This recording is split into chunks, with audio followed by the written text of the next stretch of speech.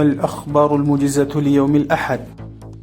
أجرى وزير الخارجية المولوي أمير خان متقي وقائد الجيش الباكستاني الجنرال عاصم منير مناقشة شاملة بين البلدين حول الأمن الإقليمي وسهولة تنقل المواطنين والقضايا المتعلقة باللاجئين الأفغان. بسبب الأمطار الغزيرة والفيضانات في مدينة جلال آباد، كاما، باتيكوت، بهسود وبعض مناطق النكرهار الأخرى، تم نقل العديد من المواطنين إلى مناطق آمنة من قبل المجاهدين التابعين لفيلق خالد بن الوليد 201.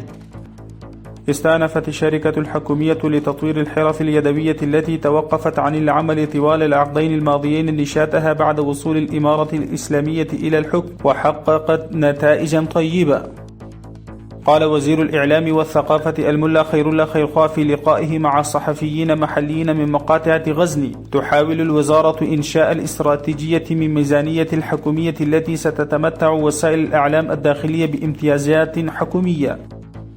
صرحت وزارة التعمير والتنمية الريفية: وزع برنامج الغذاء العالمي مساعدات نقدية على 3580 أسرة محتاجة في منطقة جاغور في مقاطعة غزني. صرحت وزارة شؤون اللاجئين والعائدين إن 703 لاجئين أفغان عادوا إلى البلاد في 15 و16 من شهر الثور عبر سبين بولدك في قندهار.